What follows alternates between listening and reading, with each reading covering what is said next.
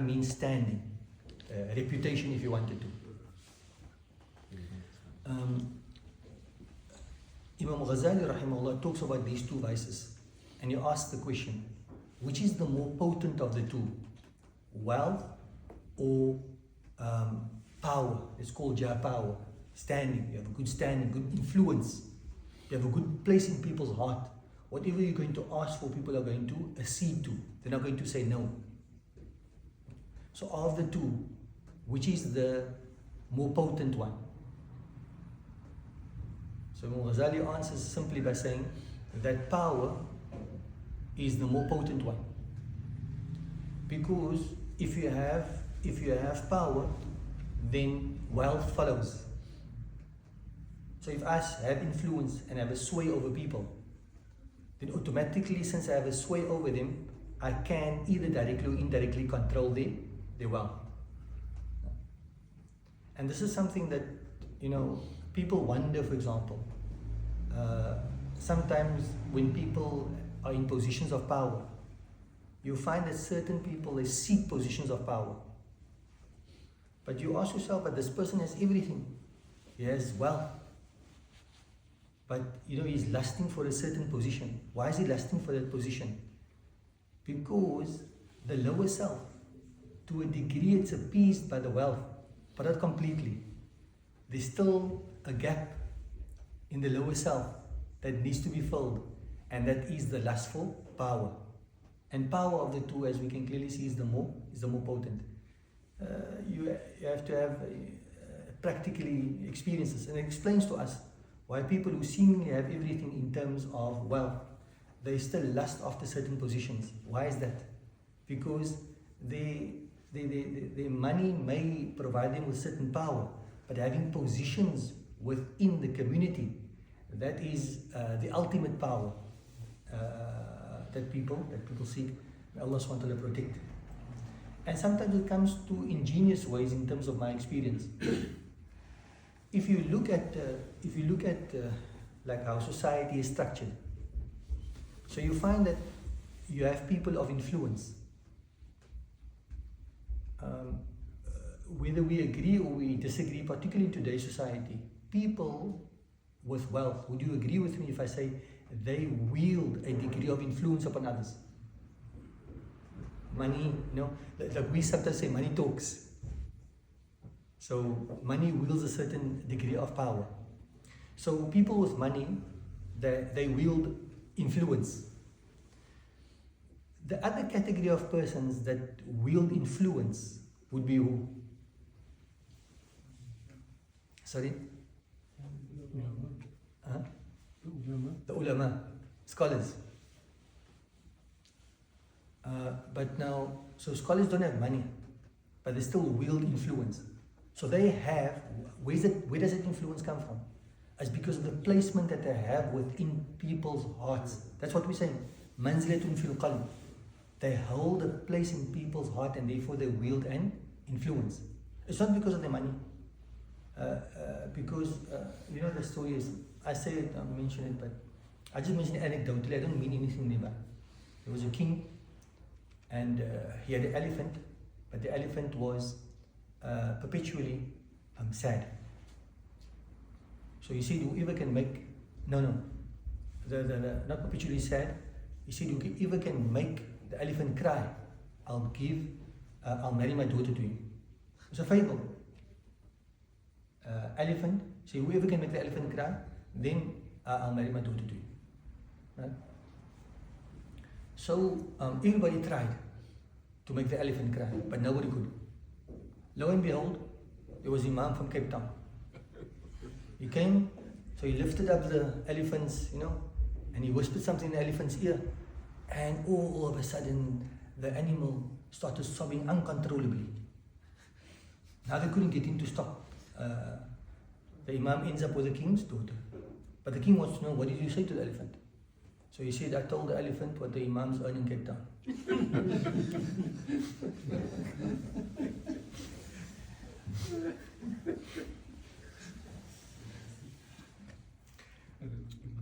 So what you have is, you have people wielding influence, One because of money, you agree with me. The other because of standing that they have, and you find that this is scholars. But you find, in my experience, I've seen that, and of the two, which is the more potent? The more potent is the standing, because you wield a greater influence. You wield a greater influence. Therefore, it's not within scholarly circles, because scholars know this also. Part of the nurturing of scholars is that not everybody is suited to become a scholar, because it is an elite configuration.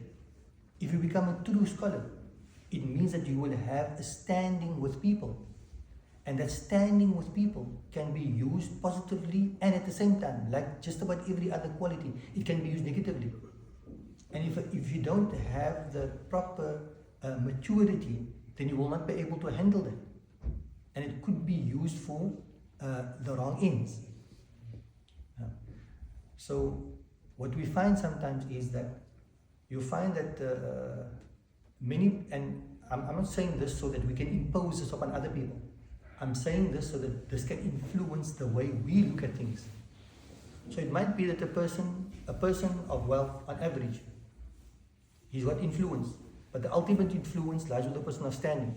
So the person of wealth might not have it, but if the person of wealth can control the person who has a standing with people, and then he has wealth directly, and indirectly is wielding influence. And you find some seek to have the scholars, and some people say it, I have him in my back pocket.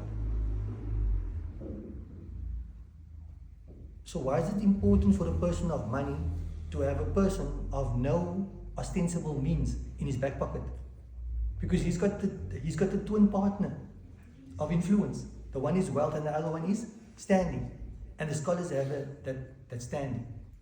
So it shouldn't be that we find ourselves in a position that some people, they say, I like to in the background. What do you mean by in the background? That you're pulling the strings in the background. I like to work in the background. It's nice if you want to work in the background, but you genuinely want to be in the background.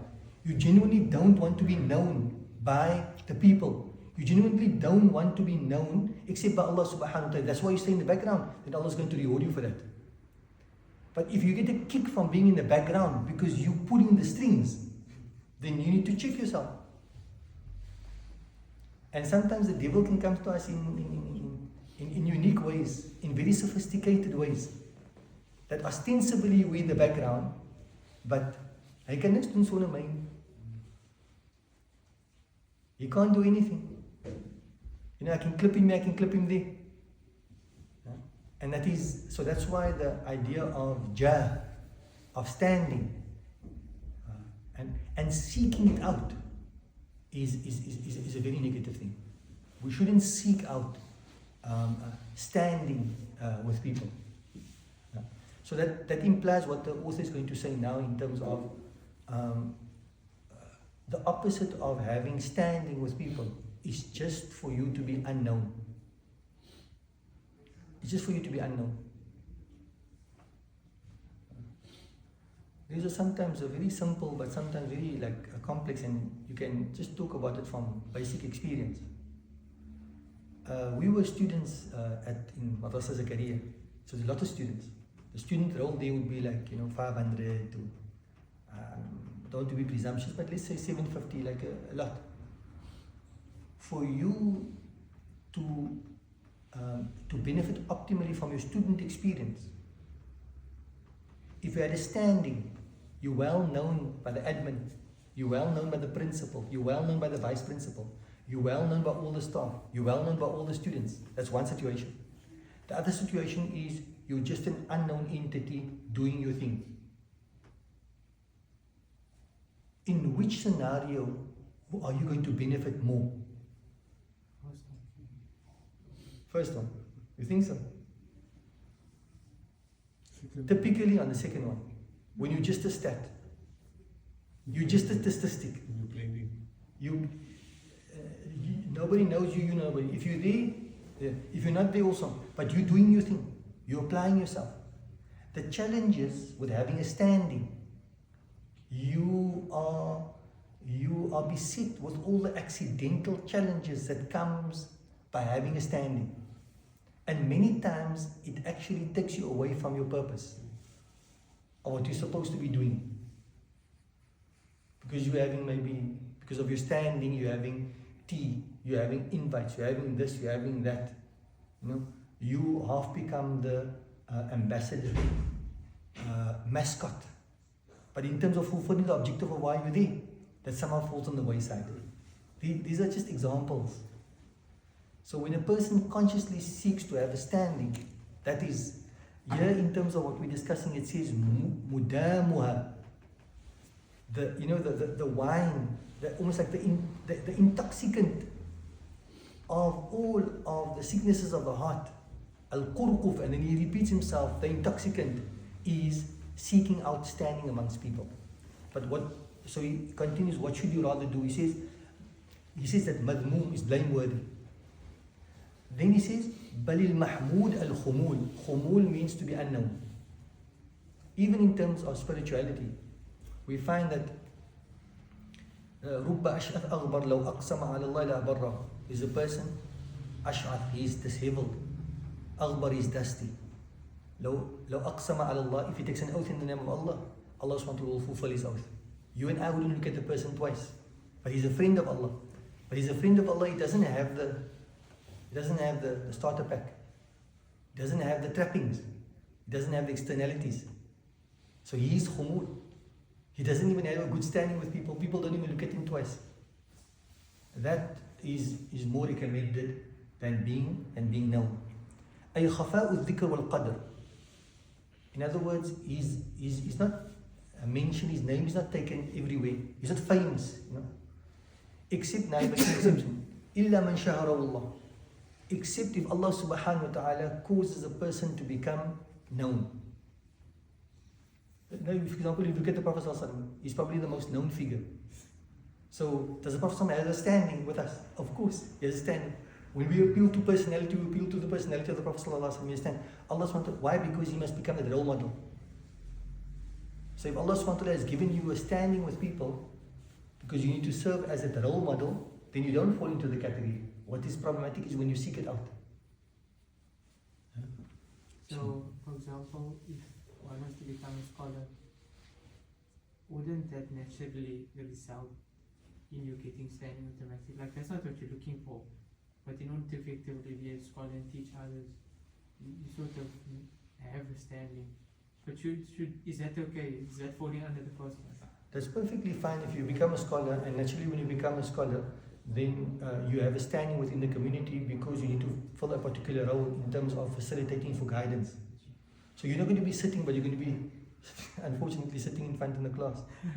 And you're going to be, you're going to be standing in the mihrab, or you're going to be standing on the mimbar. But together with that, you'll find the Prophet ﷺ, that is when you're studying, and a fulfillment of your study, which is to convey what you have studied. And as a result of that, you get a standing, that's fine. But consciously seeking it out, actually the Prophet ﷺ prohibits you from that. So you get different types of students. The one student is that he studies because he wants to contend with other scholars. And he wants to engage in a dispute with the ignoramus. There's a specific narration that talks to that. When a person acquires knowledge with that particular intention, it's all considered to be blameworthy. So if you study, and as a result of you fulfilling the requirements of your study, you have a standing with people, that is where Allah SWT has placed you. But if you consciously study in order to have that standing, wouldn't you be able to recognize that? Sometimes it comes with a sort of, it's almost like you said, it comes with a turf. But you need to manage that. And if you can't manage that, like some of the scholars say, that when you start studying, this is religious studies, and your studies, your religious studies, take you away from Allah, then stop studying.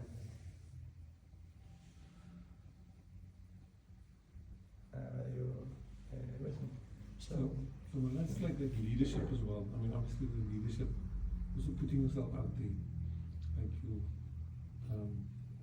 you in a way, you putting yourself out there, putting yourself at risk and under bigger scrutiny.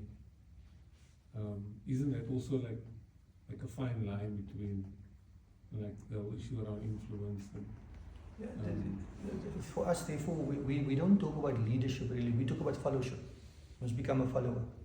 And you must try to excel in being a follower. And within the Islamic paradigm, leadership is something which is never sought. Actually, if you seek out leadership, then from an Islamic perspective, you're doomed. There's an interesting series of lectures by Shaykh Hakim Murad on the paradigms of leadership. It's very important to watch.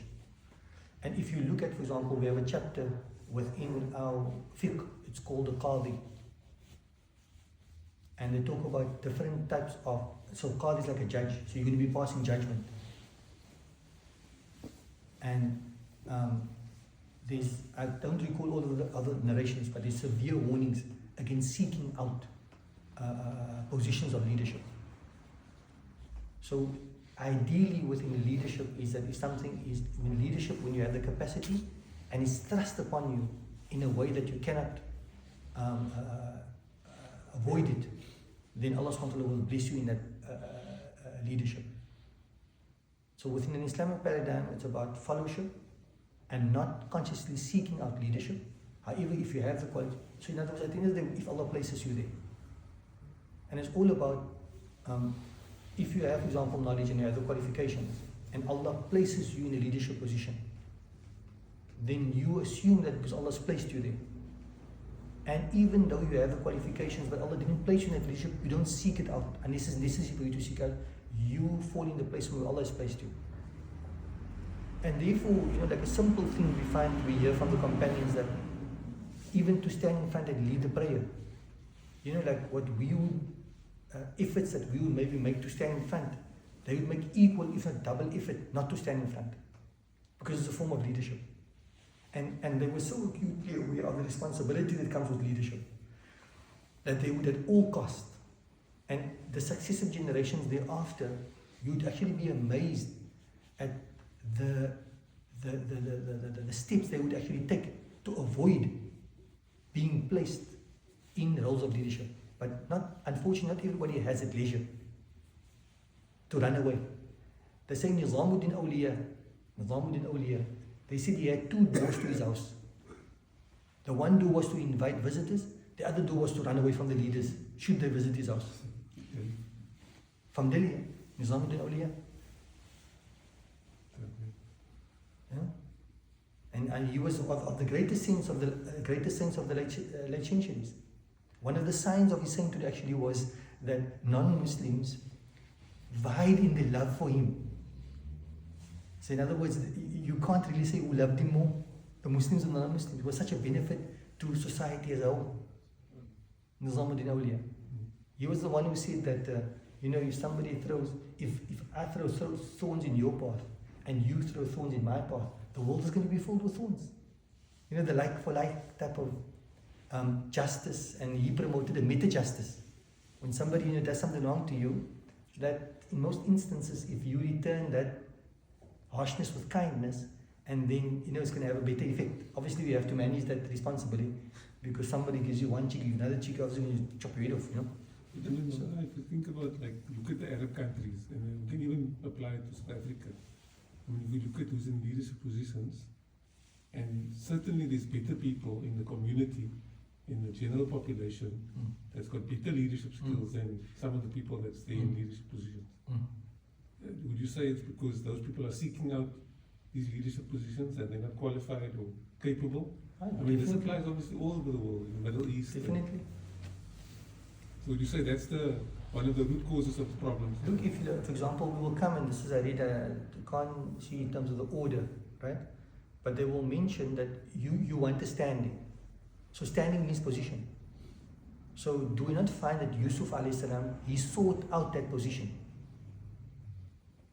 of becoming what we may refer to as the Minister of Economics? Did he seek it out? Yes, he did. He said he actually petitioned for the job. He applied for the job. But why was that? Because there was a need, he had the qualifications, and there was no one suitable to fulfill that role. And therefore, in certain instances, it can become an individual responsibility for you to take on a particular leadership role. That's also something that can become very general. Like let's say there's in our community, let's say there's no other scholars except for one Farouk. Then for him to assume the position of leadership is to become individual responsible because nobody else. So you do get that situation as well. It was interesting just to often they were discussing some of the framework within certain Islamic institutions. So what you have is the idea of campaigning for leadership and going around and campaigning and soliciting support. That is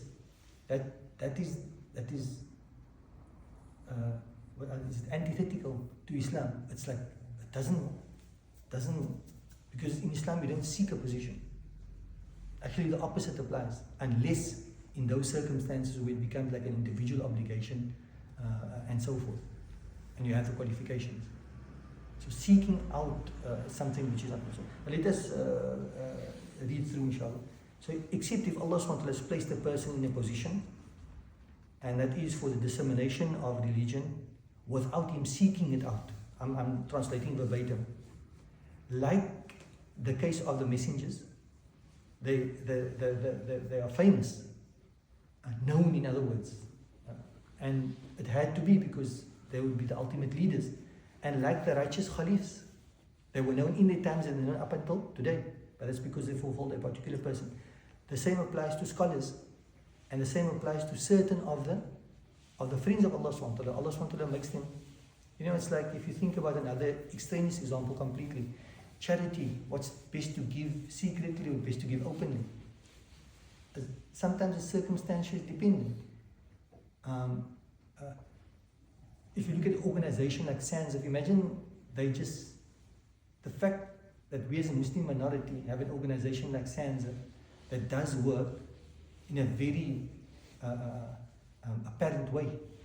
Is that a benefit for the believers or not a benefit? It's an absolute benefit for believers. And how that's charity being done very openly, and it's consciously being done openly, at least I would think to a degree.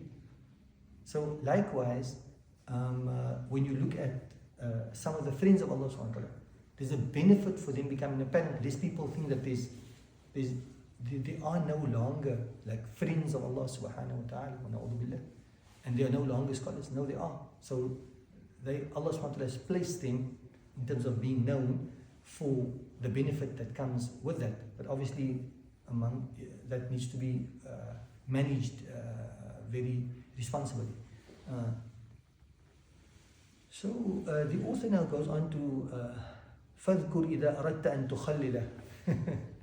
So the Arabic wording is just so amazing because you have what do you have? You have juice, grape juice in particular, because especially from the Shafi school of thought that when grape juice ferments, it becomes wine.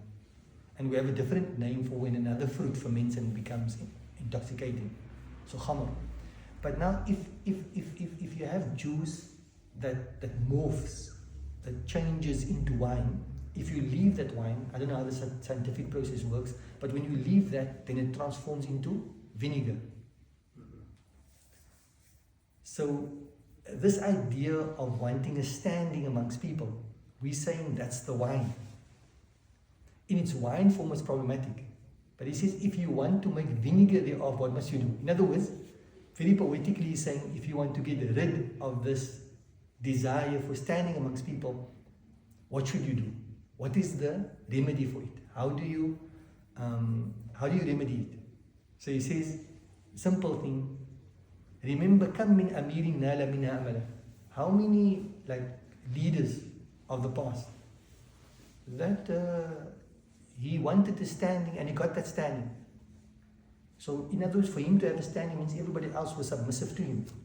But how many people were there that they were of standing and they submissive? Both the person of standing and those who were submissive to him, where are they today? So if you want to please people, then if they pleasing you and you're the one that is being pleased, that is a very temporary thing. So you're standing with people, no matter how long it is, it's ultimately going to come to nothing. So why should we concern ourselves with the standing with people? Mafa, Haji, you had a question that Mafa, so your hand was up. No, just answer the what Nabi Yusuf. Okay, mashallah, tabarakallah. Now, so فَاذْكُرْ إِذَا أَرَدْتَ أَن تُخَلِّلَ.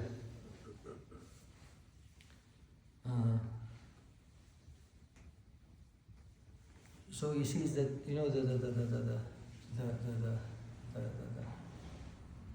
just remember the person who was being pleased, and those who pleased him, they came and they went.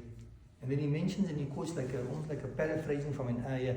The ayah says, "Al-malu wal-banuna, al-malu wal-banuna zinatul hayati dunya, wal-baqiyatu salihat." The remaining good deeds. So he says, having a good standing with people, let's say it's a good thing, but he says that doesn't fall under the ambit of those remaining deeds. وَالْبَاقِيَةُ الصَّالِحَاتِ. So in other words, even if you actually achieve it, that you have a good standing, and people, you know, put you on a pedestal, that has a temporary benefit. It doesn't fall under the ambit of those بَاقِيَةُ الصَّالِحَاتِ, those good deeds which will remain, that on the day of judgment it will actually stand you in good stead. So a person may have like a, look, there's also a merit to having a good standing in terms of people will attest to you being a good person. Like for example, when you pass away, pious people attend your passing. That's a good indication. But you know, it's if it's not based on, if it's based on something which is superficial, and it's based on something which is substantive, then it might avail you in this world, but in the year after, you know, you might have fooled everybody with, you know, and develop a good standing amongst people. But by Allah, you know, and this happened at the time of the companions also. Companion passed, you know, what do you say of this person? He says, if he must approach anybody, doors will open. If he must, you know, if he invites, people will respond to his invitation. If he must, you know, propose, then his proposal will be accepted. Another person came and he said, what do you say about those people? Exactly the opposite. What did the Prophet ﷺ say? The first one is not from the people of paradise. The second is the people of paradise. So there's always a balance in terms of, but the point being is that we shouldn't, and there's poetry, a lot of poetry written about seeking standing with people. It doesn't avail us. Rather seek a good standing with Allah subhanahu wa ta'ala, and that's the most important. Now,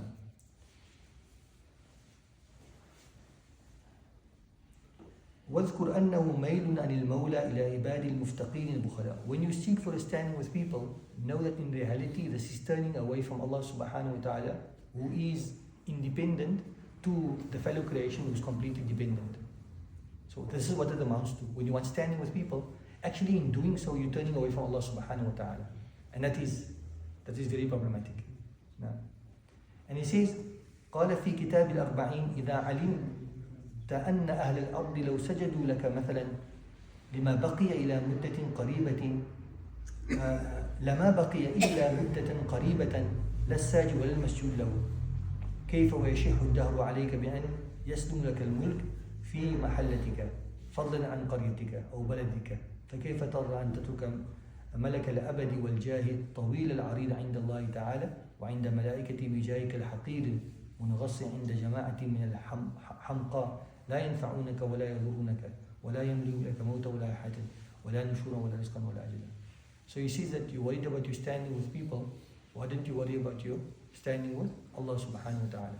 So a standing with people, no matter how long it lasts, it's short-lived. But a standing by Allah subhanahu wa ta'ala is everlasting. So basically concern yourself with a standing by Allah subhanahu wa ta'ala as opposed to a standing by people. So sometimes like the whole idea, there is a place for what will people think, there is a place for that. But there's no place for it when it comes at you know, what will people think at the expense of what Allah actually thinks of you. Like Allah has clearly told you that He thinks this is bad. But if you don't do that bad thing, then what is the family going to say? What is people going to say? What is the school going to say? What is the, for example, like if you, last time Allah forbid, you have maybe I'm trying to think of a matric board. So now we know what Allah thinks about that. But now I don't let my son, I don't let my daughter go. Why? Because what is the school going to think? So what are you worried about? You're standing in the hearts of the people of the school. So now you're more concerned about that than so. But by the time they have next year's matrix, they forgot about the previous matrix already. But we're so worried about what they think about us and so forth. Allah subhanahu wa ta'ala grant us the tawfiq. No. Inshallah, I think we stop there, inshallah. Allah yubarik feekum. So how long are now? 25 to 35 minutes, eh? 35 minutes. Tamam, inshallah. We stop there, we continue next week. I think next week what we'll do is we'll start Mataratul Qulub first, we read a little bit more there, and then we get on to that, inshallah. But the brothers understood this. It's a bit of sometimes some stuff is a little bit, I don't say complex, but I think we all understand it. But sometimes to express it is just a bit difficult in terms of the ideas. But these are like anthropological. We can relate to it because it relates to our very behavior. And sometimes our behavior, we can't put expression to it. And that's, I think, is one of the ajib and beautiful things of reading through, because these are doctors of the heart. They've already analyzed and they've given names to all of the, the internal vices that we suffer from. And we're going to stop. Jazakumullah khair. Subhanallah bihamdihi. Subhanakallah. Nashhadu an la ilaha illa anta. Astaghfiruka wa atubu ilayk.